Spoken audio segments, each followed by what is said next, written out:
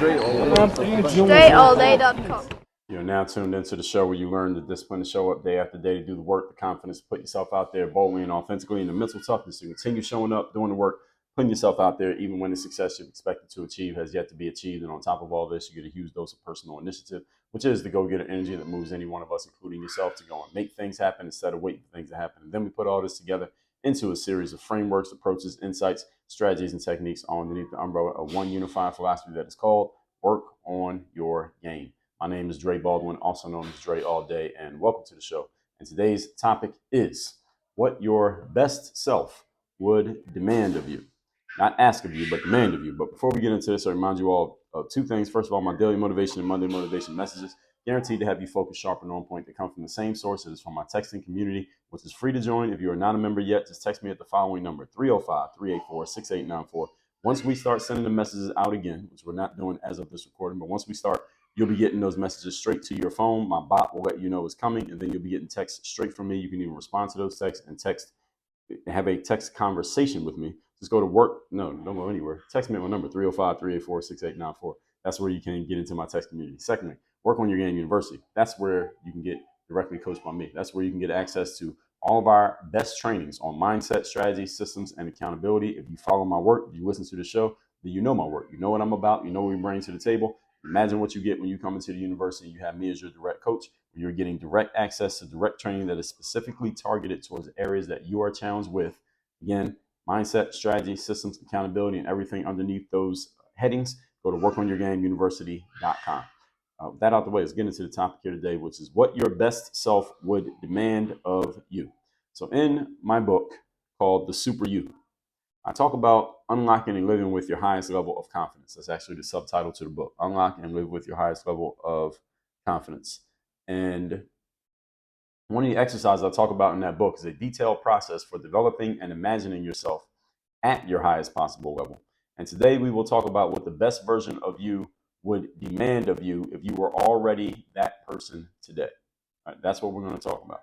Again, if you are already the best version of you, whatever that is, whatever you have envisioned for yourself, if you haven't done that visionary work, go get yourself a copy of the Super You. Go to mirrorofmotivation.com.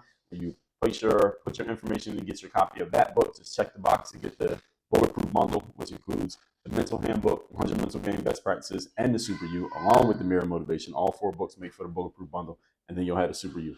So that's how you get it. Again, that's at mirrorofmotivation.com. So if you are already this highest level version of yourself, what demands would your best self put on you on a regular basis? And that's a hint, by the way, that's how you get there. Okay. So you can start being that best version of yourself right now by making the demands that I'm going to share with you here today. All right, that doesn't mean wait till you become the best version of yourself, then start doing what we're talking about today. What I'm saying is, the reason I'm giving you this episode is as a hint, you need to start doing these things now. All right, these are the demands you need to be making on yourself right now, even though you know you can get better and you're not your best version yet, but you must start becoming your best version by doing the things that the best version would do, starting with the way that you think. And that's what we're going to give you here today. That's what our points are about. Everybody got it? Good. Point number 1. Topic once again today is what your best self would demand of you. Number 1, no wasted time. No wasted time. Is anybody unclear on this? All right, point number 2. No. All right, let me finish more on point number 1. No wasted time. The best version of you would never waste any time. It would not allow 15 minutes to be sucked away by social media every hour, which is what happens to most people. Is actually more than 15 minutes, more like 45 minutes of every hour is sucked away by social media. The best version of you would never mindlessly scroll on the internet because you didn't have anything else to do. You always have something else to do, and definitely something better than scrolling on the internet mindlessly. The best version of you would not allow other people or situations to interrupt your day, especially during scheduled work time. You're supposed to be working, you will be working if your best version is in charge. The best version of you is the best version because all of the things that you want to get done, they actually get done. Imagine that. Everything you want to get done actually gets done when the best version of yourself is in charge of things, rather than things getting pushed off day by day until there are no more days. In other words, you keep pushing things off and kicking the can down the road and never getting to things that you're supposed to be getting to. The best version of you is highly efficient and effective because it values its most valuable resource, which is time. Your time is your most valuable resource, even if you are not yet your optimized self, or even if you are not quite your optimized self, yet you still behave as the best version of you. You're not behaving as your best self right now because you're not valuing and optimizing the use of your time. That's one of the reasons. You're allowing and choosing for your time to be wasted by you and by others. And as long as you allow this, you can't be the best version of yourself. So the first step being the best version of yourself is understanding the value of your time, valuing the value of your time, and thusly you take all the actions around it that I just laid out. Best version of you would not allow time to be wasted by you or by anyone else. That one right there can give a bunch of you who are listening to this a whole lot of homework to do. And it's one of the things that we cover in the university when you are being coached by me is we will go through and do an audit of how you're spending your time, and we'll figure out where this time that you don't have, we'll figure out where you actually do have it. We just got to get rid of some things. And also you'll get access to my 25 hours framework, which is all about time control, not time management, but time control. Moving on to point number 2. Today's topic, once again, is what your best self would demand of you. Number 2, your self-imposed limits will be smashed. I want to note one thing while we're talking about this, that today's topic is what your best self would demand of you, not suggest to you, not ask of you, not hope that you did, but demand.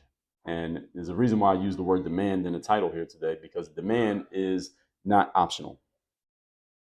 A demand is black and white. Either you are on this side of the line or you're on that side of the line. There's no in between. You can't straddle the fence with a demand. And so just keeping that in mind, let's continue here. Point number 2, your self-imposed limits will be smashed. As the best version of yourself, there are no self-imposed limits. There may be real, tangible limits, but there are no self-imposed limits.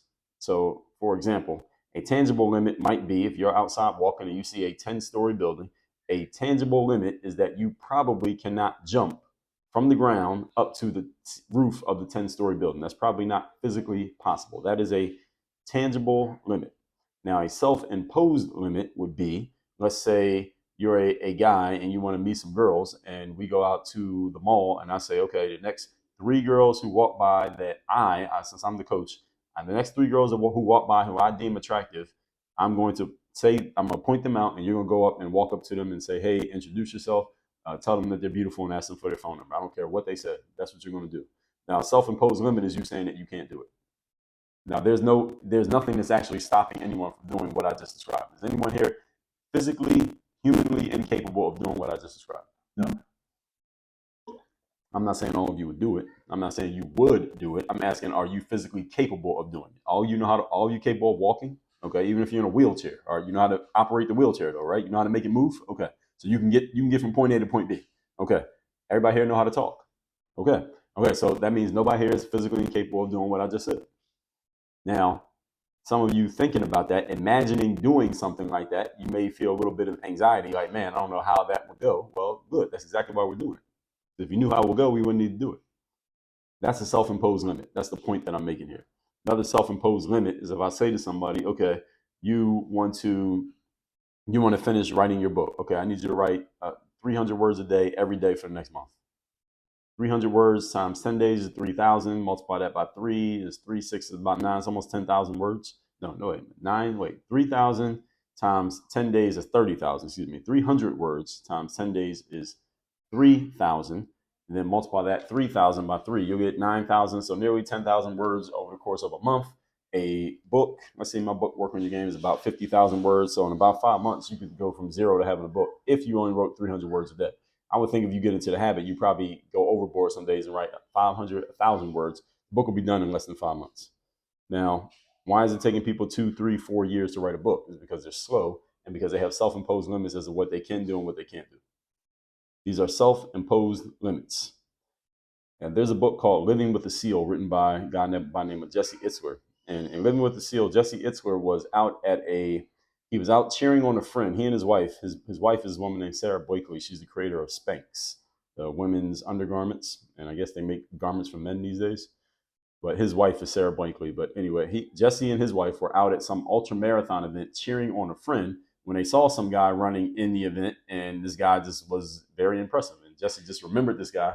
He went and hunted the guy down and found out who he was, found out this guy was a former Navy SEAL, and that this guy would run in these ultra marathons as a tribute to his fallen comrades who he had fought alongside in his deployments in the military.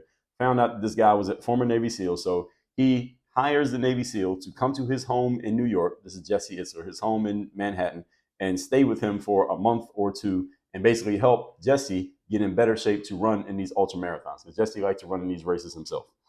So it turns out this SEAL, is those of you who are familiar with this story, you may know this. Those of you who are not, the SEAL turned out to be a guy by the name of David Goggins, who many of you are familiar with, who I sometimes get mistaken for out in the streets. I don't know why, because I am multitudes more attractive than David. But anyway, I get mistaken for him with tall, skinny, slender, black guys with bald heads. I guess we all look alike. But anyway, David Goggins was a SEAL. So, but in the book, Jesse Itzler only refers to him as SEAL. He never calls him by his name, David Goggins, because at this point, nobody knew who David Goggins was. But because of the popularity of the stories in the book, people went looking for this guy. And then when Mr. Goggins started doing interviews, people got interested in him. And that's when he became his own entity, which he is to this day, at least the last time that I checked. So anyway, in the book, Jesse's in his Manhattan apartment. SEAL comes over to his house the first day. And SEAL says, okay, where's the gym in your building? And mind you, he had just got there. Like, it's like in the evening. It's like 8 o'clock at night or something like that. This is when Jesse's being interviewed for the book. I don't think this exact story is in the book, but I remember Jesse saying it.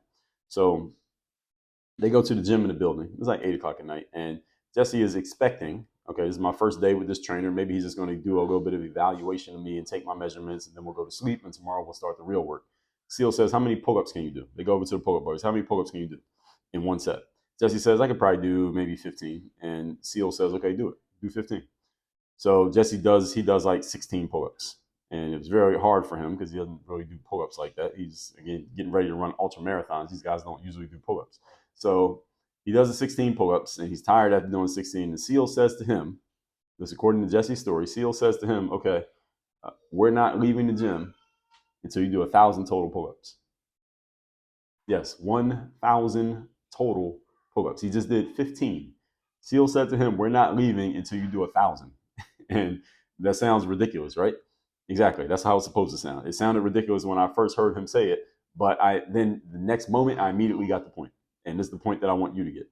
It's a perfect illustration of how often we set limits on ourselves about what we can and can't do. And it often requires, key point, an outside set of eyes and an outside mouth to show us that our limits are simply illusions. And that doesn't mean that you need to go and do 1,000 pull-ups, but maybe it does.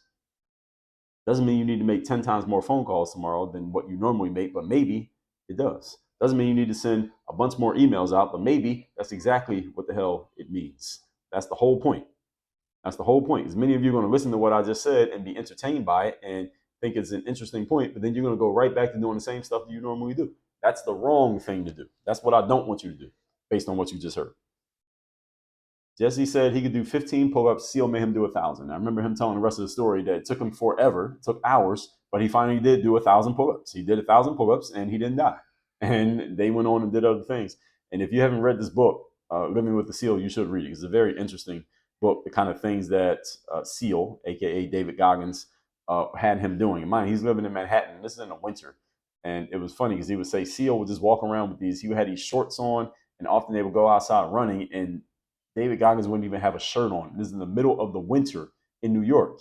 And he wouldn't have a shirt on. He'd be outside running like it was nothing. And they would go out running like 3 times a day and just getting themselves in shape for doing these things that they did. And it was just amazing what just the stories that were being told there, and how, and Jesse talked about this, how he just felt himself being more confident just in himself as a person, let alone for running an ultra marathon. I don't even know if he ever, what his next ultra marathon was or what he did. That wasn't really what the book became about, even though that was the premise for why he got with SEAL. That's not really what the book ended up being about, because of all the other things he learned in the process of dealing with this guy, which again started David Goggins, I guess, thought leadership influencer career. Another example is how a guy by the name of Roger Bannister, many of you familiar with the name. Roger Bannister is a guy who broke the mythical 4-minute mile.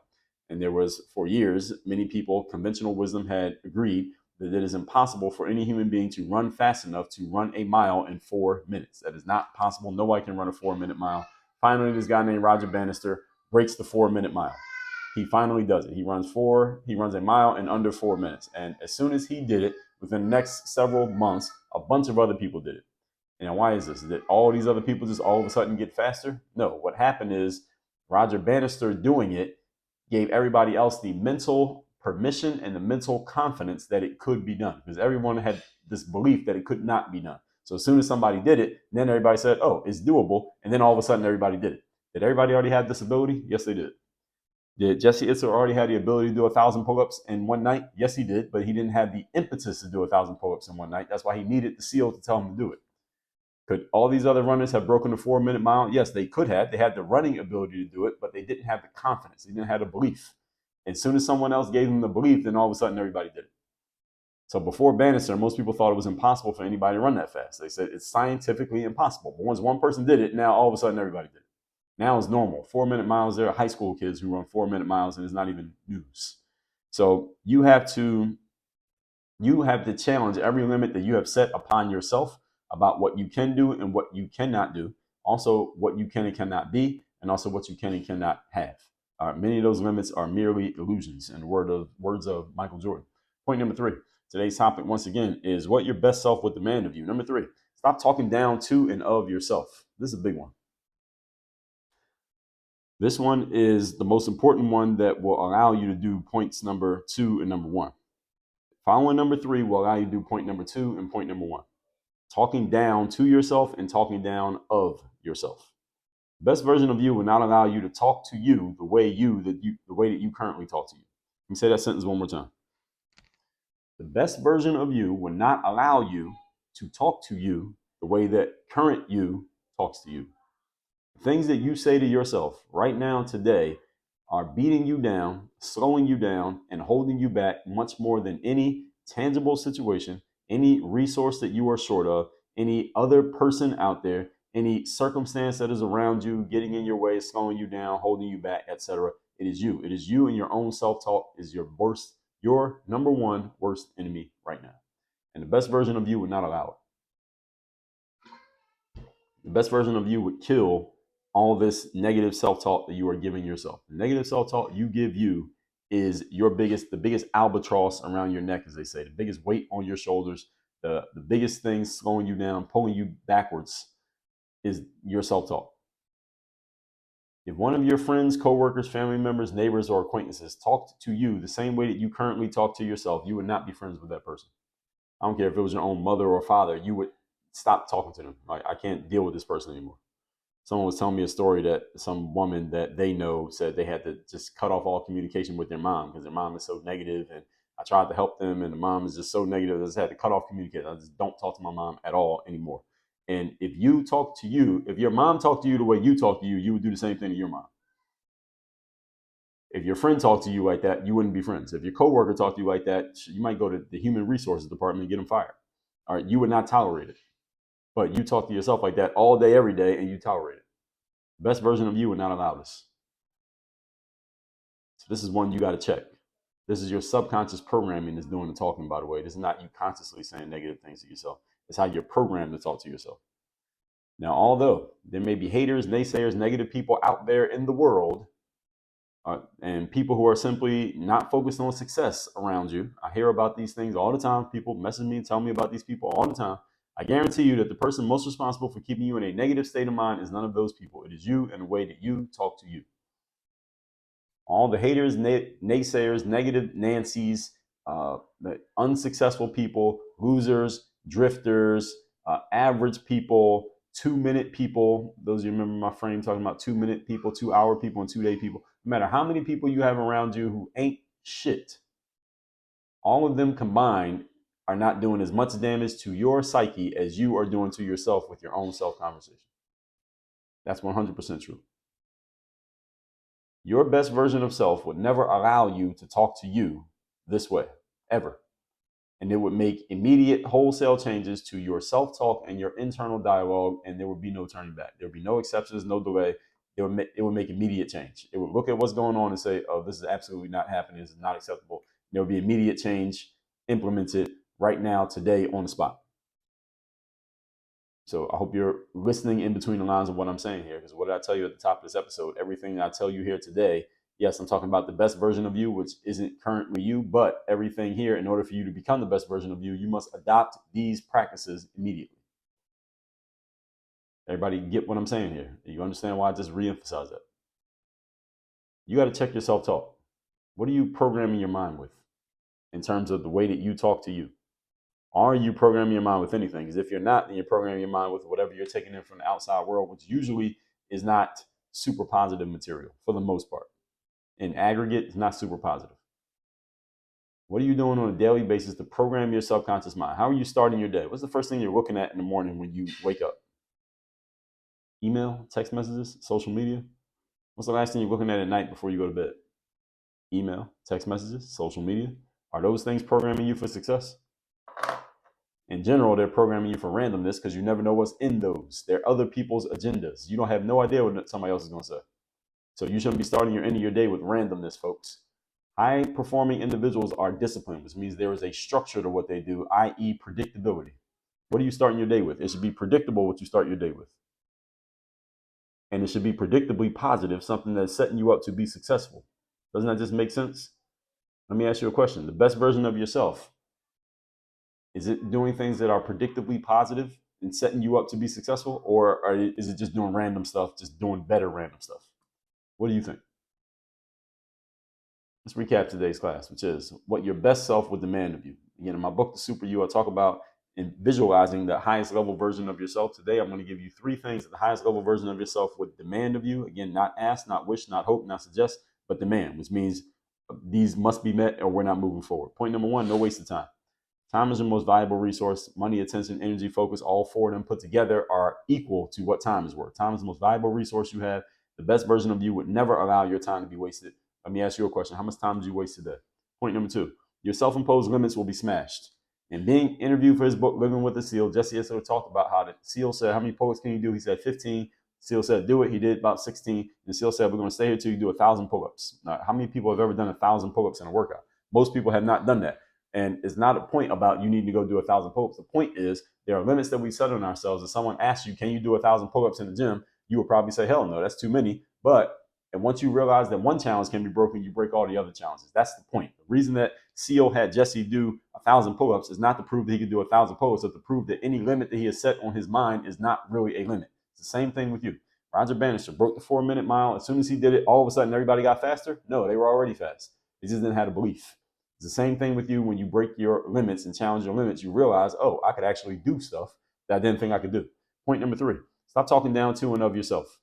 All right, the way that you talk to yourself is the most damaging thing that you have going on in your life right now. You can have all the haters in the world. Your family could be all drug addicts. You go live around robbers, killers, and drug dealers. And the worst thing that you are doing to yourself is how you are talking to you. It is the most damaging thing that you do every day is talk to yourself. If your friends, if your coworkers, if your family members talk to you the way that you talk to you, you would never talk to them again. You might get in a fight with them for talking to you like that. But you allow yourself to talk to yourself like that, and then you wonder why you're not doing the things you say you can do. Your own self-talk is your greatest enemy. You fix this, point number 1 and number 2 are much easier. Fix this one first. And the way that you do that, again, my Bulletproof Mindset program, the Mirror Motivation book, the Super You book, the Mental Workbook, the 3rd Day book, having me as your direct coach inside of workonyourgameuniversity.com. That's how you get that fix ASAP. Work on your game. Dre, all